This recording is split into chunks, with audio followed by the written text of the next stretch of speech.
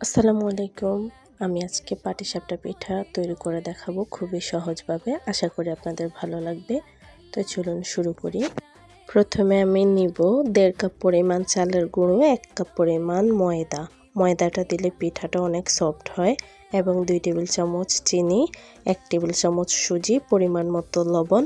এরপরে নরমাল পানি দিয়ে আমি একটা ব্যাটার তৈরি করে নিব। আর একসাথে পানি দিতে যাবেন না, অল্প পরিমাণে পানি দিয়ে আস্তে আস্তে ব্যাটারটা তৈরি করবেন, না হলে হয়তো পাতলা হয়ে যেতে পারে। আর আপনারা এখানে দেখেই বুঝতে পারবেন আশা করি আমার ব্যাটারটা কীরকম হবে। এই যে ঘনও না আবার পাতলাও না, এই যে এরকম হবে।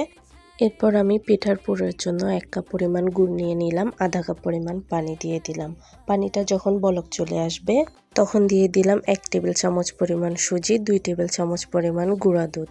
এরপরে যখন পানিটা একটু ঘন হয়ে আসবে তখন এর মধ্যে আমি 2 টেবিল চামচ পরিমাণ চালের গুঁড়া এবং 2 টেবিল চামচ পরিমাণ পানি দিয়ে মিক্স করে দিয়ে দেব, তাহলে ঘন হয়ে যাবে।